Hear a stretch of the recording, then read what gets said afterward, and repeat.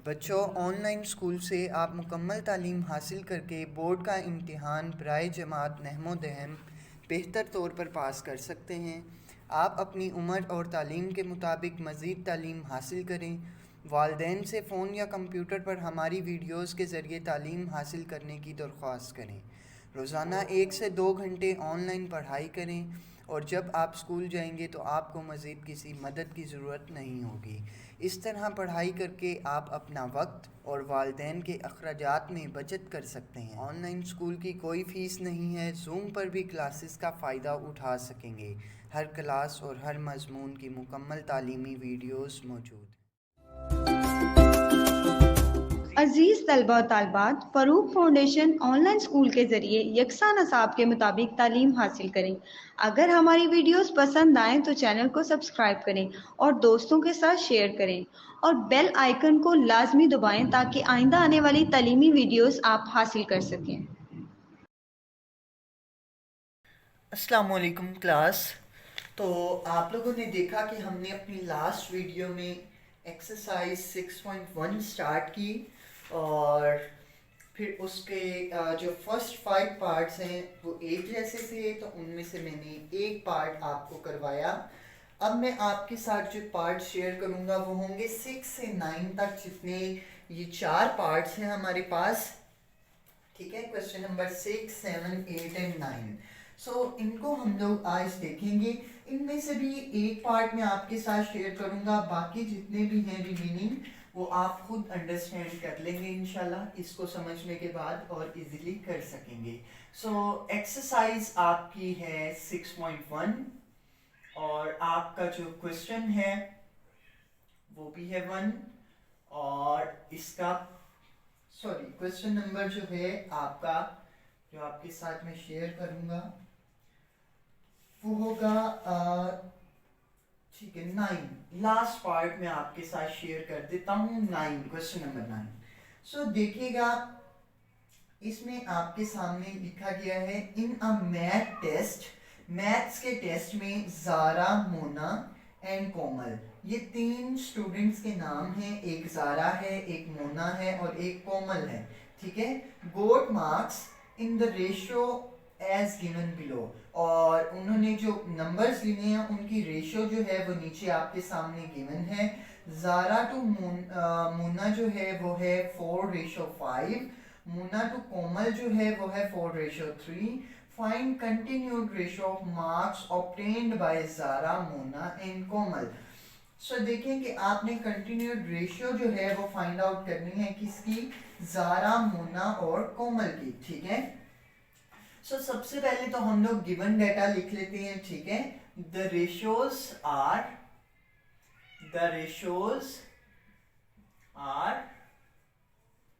Ratios कौन सी है आपके पास, जारा और मोना की। पे एक तो आपके सामने रेशियो है जारा, मोना, वो है आपके पास 4:5, 4:5। और एक आपके पास है मोना टू कोमल, यानी मोना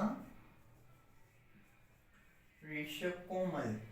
ठीक है, वो है आपके पास 4:3।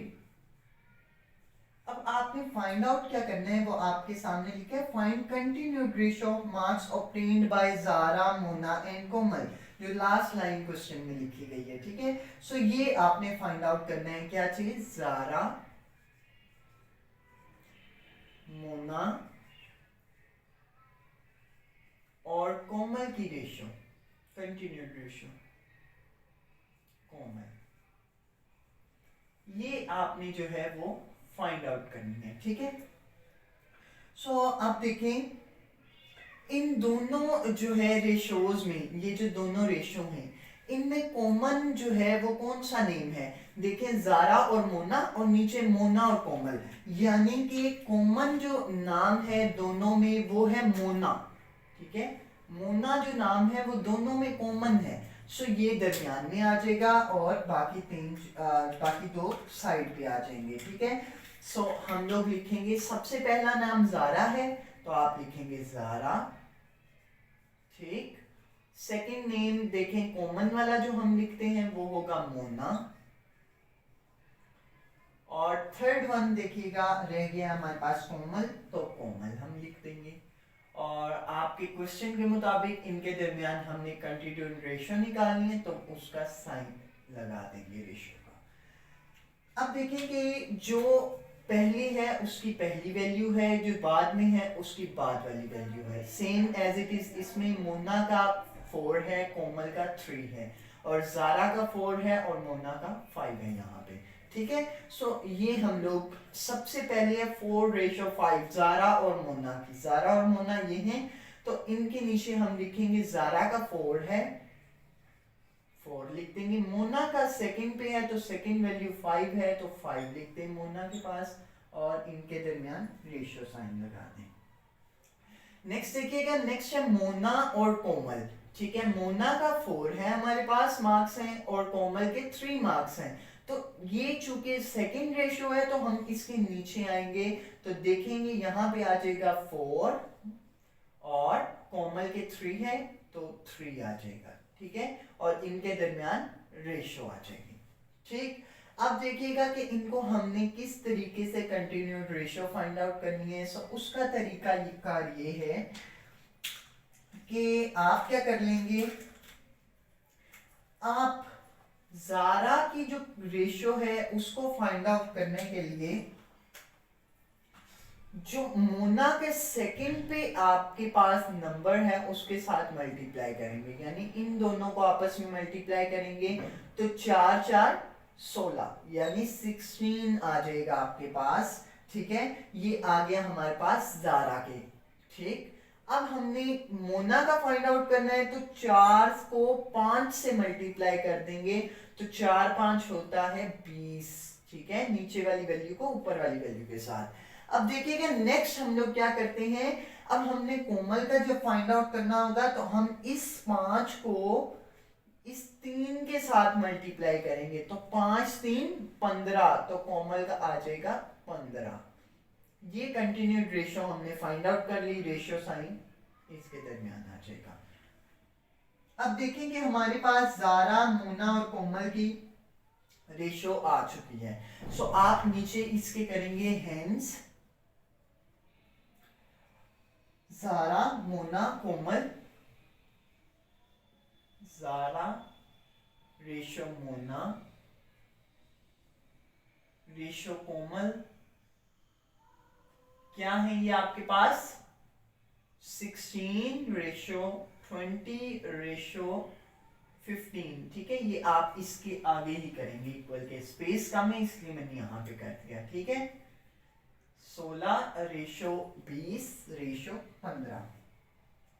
सो अब आपको पता चल गया कि 16 20 और 15 आपकी जो रेशियो थी वही हमने फाइंड आउट करनी थी, जो उन्होंने बताया हमें कंटिन्यूड रेशियो फाइंड आउट करें। सो आप नीचे इसके लिख देंगे therefore 16 ratio 20 ratio 15 is the required continued ratio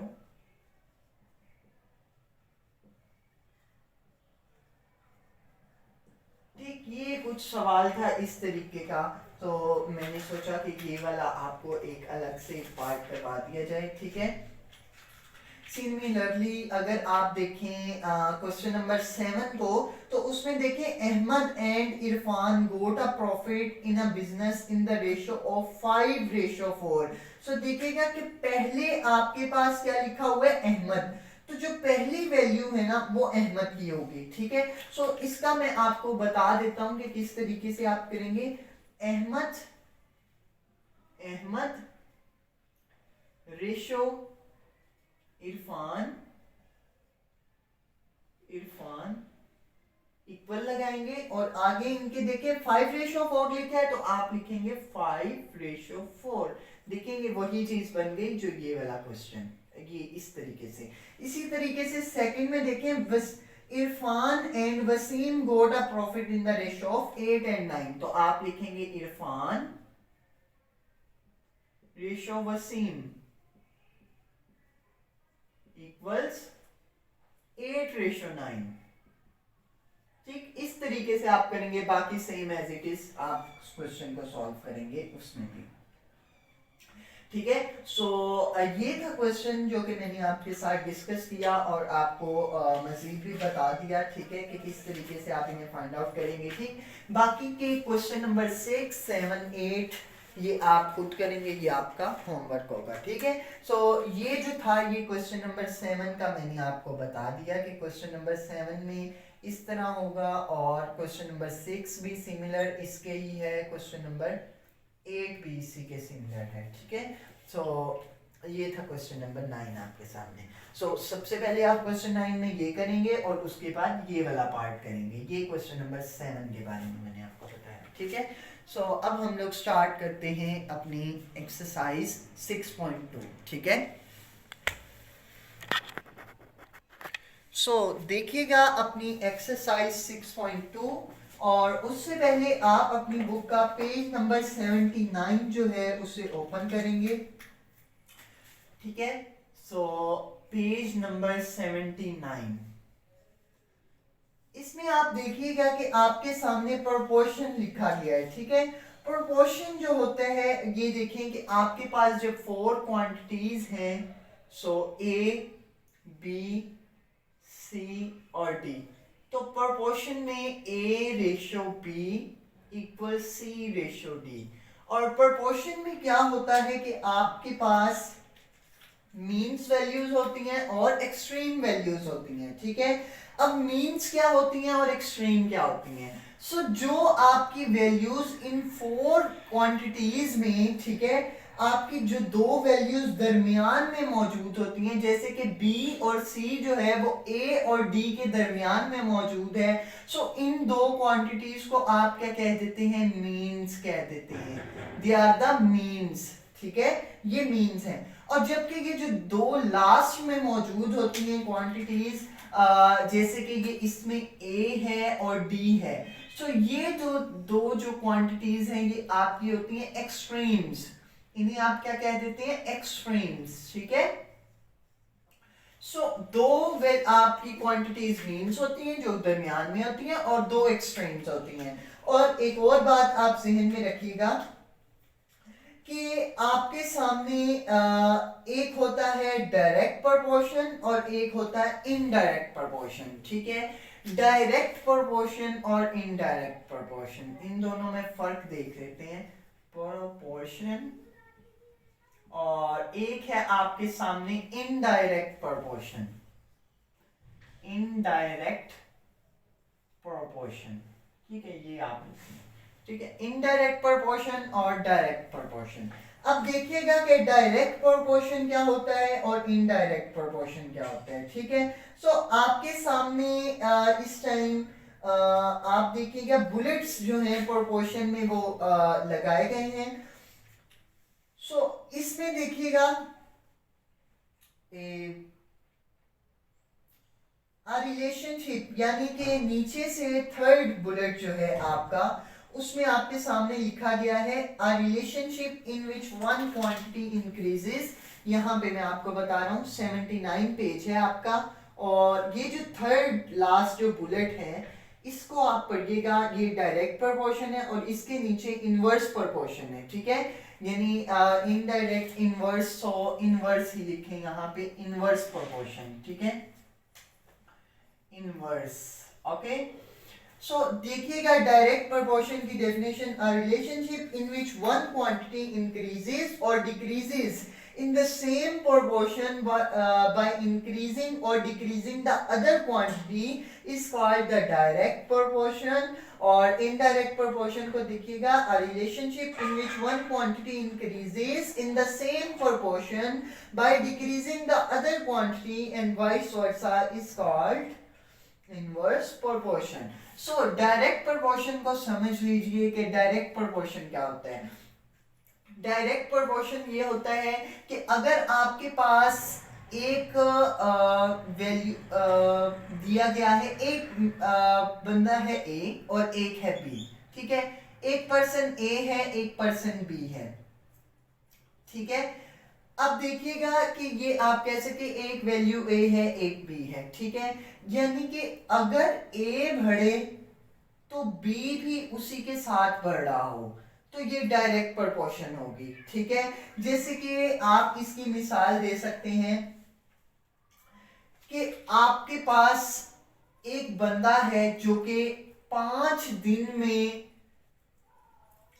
6 दिन में 2130 रुपए कमाता है, ठीक है। 6 दिन में 2130। तो एक आपके पास डेज है और एक आपके पास क्या है, रुपीज है, पैसे, ठीक है। एक बंदा है वो 6 दिनों में आपके सामने लाता है पैसे 2130 रुपए, ठीक है।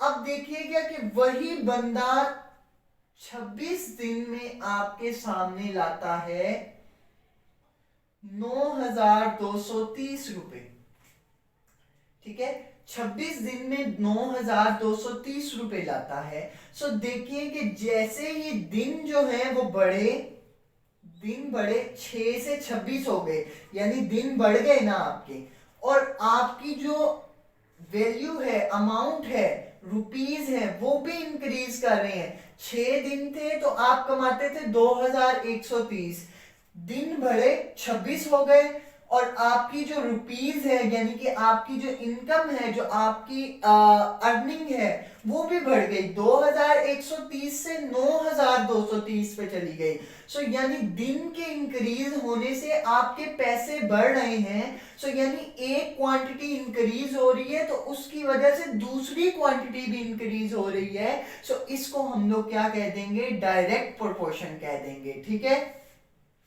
अब देखिएगा इसी का उल्ट ये होता है, यानी कि सिमिलरली आप ये भी कह सकते हैं कि अगर आपके दिन थे 26 और फिर आपके दिन हो गए 6, ठीक, यानी दिन जो है वो कम हो गए आपके, पहले 26 थे अब 6 हो गए। और इसी तरीके से आप पहले कमाते थे 9230 रुपए और अब कमाते हैं 2130, ठीक। सो एक आपकी क्वांटिटी जो है वो कम हुई, डेज कम हुए। सो इसका असर क्या हुआ कि आपके पैसे भी कम हो गए, ठीक है। यानी एक क्वांटिटी के डिक्रीज होने से दूसरी क्वांटिटी भी डिक्रीज कर रही है। सो ऐसे केस में भी आपकी डायरेक्ट प्रोपोर्शन कही जाएगी, ठीक है। यानी आप ये कह दें कि किसी ऐसी अगर कोई चीजें आपस में एक दूसरे के बढ़ने या कम होने से बढ़े या कम हो, यानी कि एक बढ़ रही है दूसरी भी बढ़ रही है चीज, तो फिर वो डायरेक्ट प्रोपोर्शन है। सिमिलरली इसी तरीके से एक चीज कम हो रही है, उसी के असर से दूसरी चीज भी कम हो जाए तो फिर वो क्या होगा, वो भी डायरेक्ट प्रोपोर्शन होगा। और इनवर्स प्रोपोर्शन इसका उलट है। इसका उल्ट कैसे है, डेज है आपके पास और एक आपके पास है रुपीज, ठीक है। अब देखिएगा कि आपके सामने ये मैंने एक मिसाल रखी डेज और वीक्स की। Indirect proportion, sorry inverse proportion में, ठीक है। बल्कि आप एक ये मिसाल करें कि ये इससे आपको ज्यादा समझ आ जाएगी कि आपके सामने दिया गया है, एक है आपके सामने मेंस यानी कि आदमी, और एक है आपके पास उनके डेज, ठीक, मेंस हैं और डेज हैं, ठीक है। सो देखिएगा कि आपके पास जब 125 आदमी जो हैं आपके सामने, मैं मिसाल रख रहा हूं, आप अपने बुक का पेज नंबर 81 ओपन कीजिए, पेज 81। उसमें आपके सामने ऊपर एग्जांपल लिखी गई है, 125 man can construct a road in 120 days. 125 आदमी हैं जो कि 120 दिन में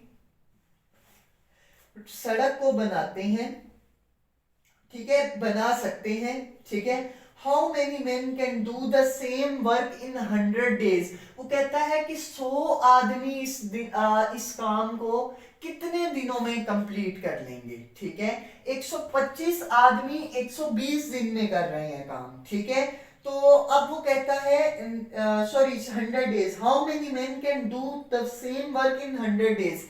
अब वो कहता है कि 100 दिनों में कितने आदमी जो है वो काम को कंप्लीट करेंगे। यानी आदमी हमने फाइंड आउट करने हैं और डेज हमारे पास 100 है। दोबारा सुनिएगा सवाल।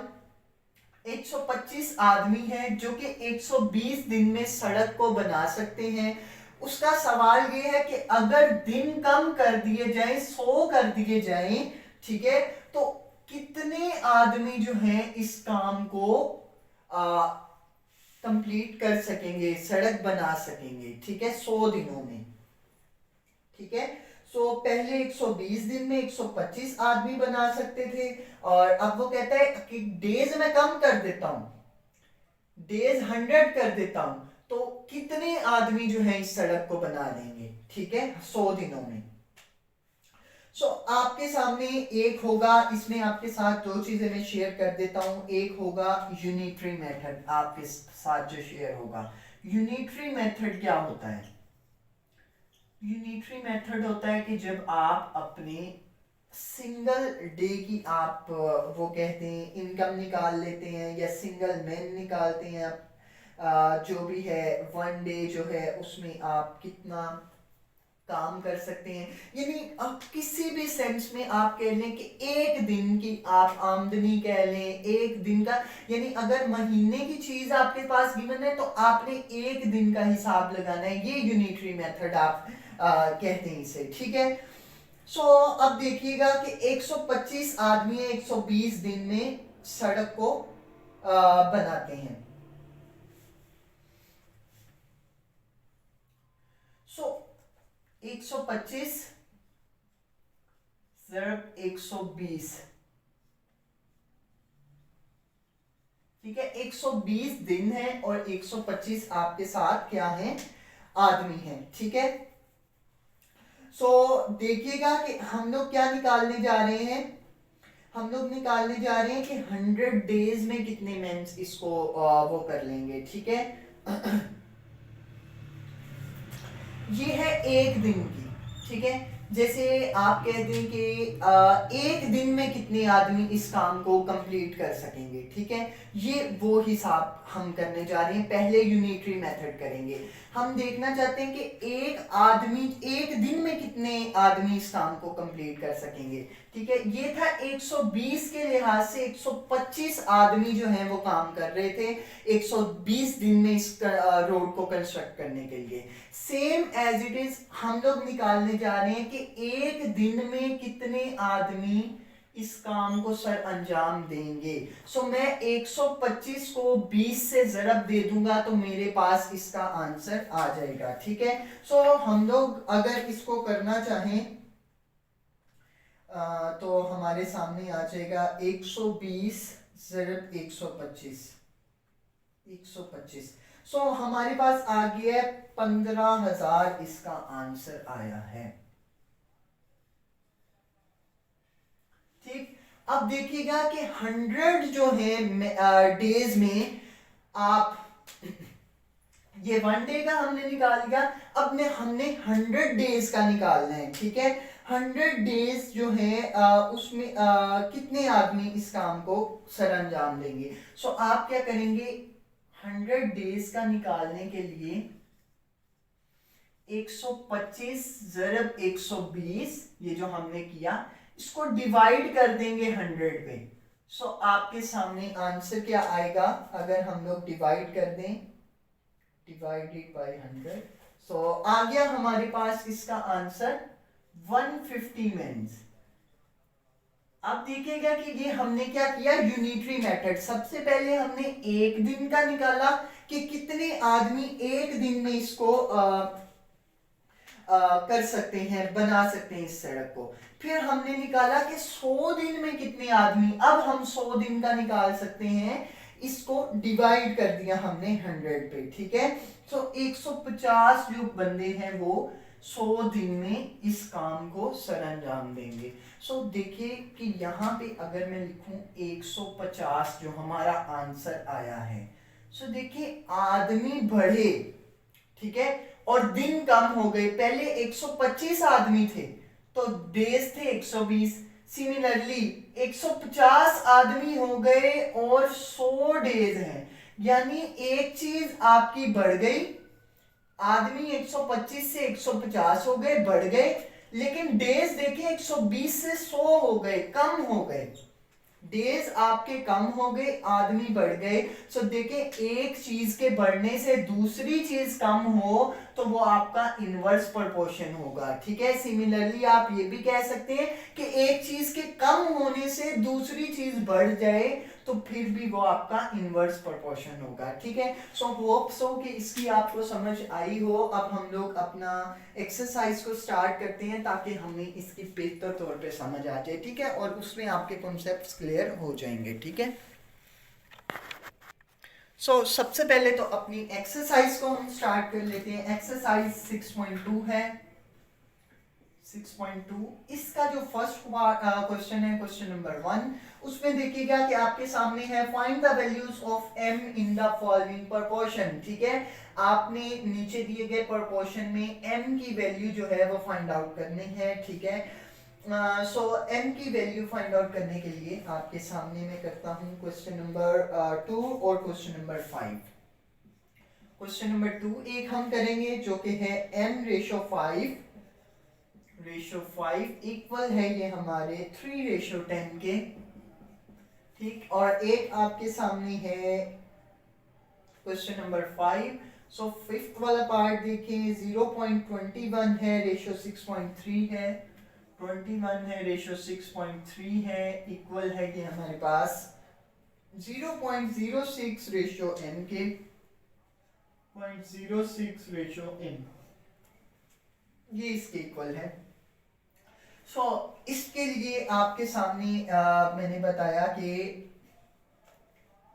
अभी हमने डिस्कस किया मीन्स और एक्सट्रीम को। इसमें मीन्स क्या है ये और एक्सट्रीम क्या है ये, ठीक है। मीन्स के साथ मल्टीप्लाई होंगे और एक्सट्रीम्स के साथ मल्टीप्लाई होंगे तो हमारे पास आंसर आ जाएगा। आपके पास फॉर्मूला होगा product of means equals product of extremes,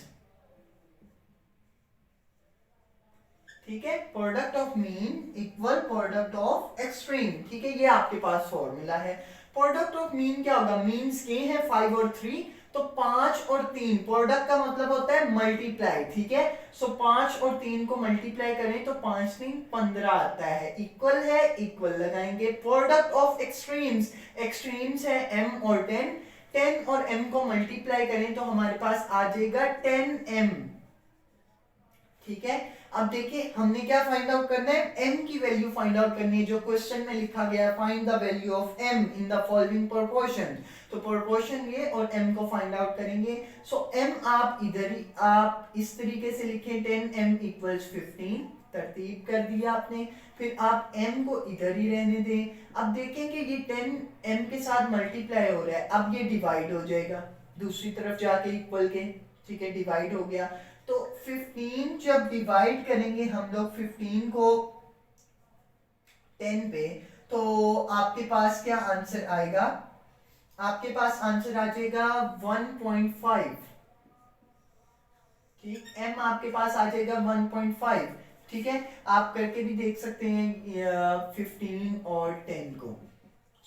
10 ones are 10, 5 remaining, 0.0 and 10 fives are 50, okay। 1.5 आपका आंसर आ गया। अब देखें ये वाला है, इसमें भी आप मीन्स को मल्टीप्लाई करेंगे और एक्सट्रीम्स को मल्टीप्लाई करेंगे, तो आप लिखेंगे यहाँ पे प्रोडक्ट ऑफ मीन इक्वल्स है ये प्रोडक्ट ऑफ एक्सट्रीम्स के, ठीक। अब मीन्स को मल्टीप्लाई कर दें और एक्सट्रीम्स को मल्टीप्लाई कर दें।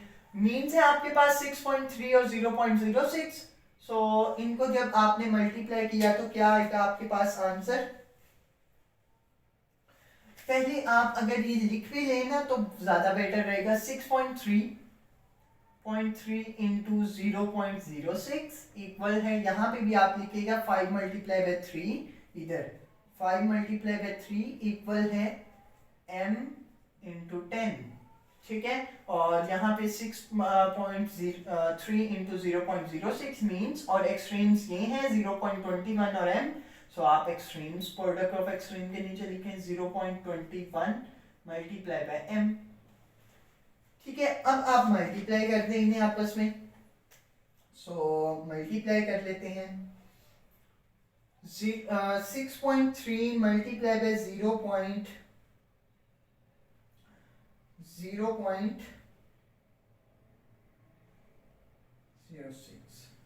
तो 0.378 आ गया आपके पास, ठीक। और इक्वल है ये 0.21 m के, मल्टीप्लाई होगा m के साथ तो m आ जाएगा साथ। अब तरतीब दे दें, 0.21 m इक्वल 0.378 आएगा आपके पास, ठीक है, 0.378। अब देखिएगा कि m यहीं पे रह जाएगा और 0.378, अब ये मल्टीप्लाई है तो दूसरी तरफ जाके डिवाइड हो जाएगा 0.21, ठीक है। यहाँ पे मल्टीप्लाई हो रहा है, दूसरी साइड पे डिवाइड, और अब जब हम लोग इसको डिवाइड कर देंगे 0.21 के साथ, 0.21, तो आपके पास आंसर आ जाएगा 1.8, आंसर आ गया आपके पास 1.8, ठीक। तो ये हो गया आपका आंसर। सो ये बहुत ही ज़्यादा सिंपल से क्वेश्चन थे, ठीक है। सो आप करेंगे क्वेश्चन नंबर 1 कंप्लीट कर लेंगे इसका, ठीक है।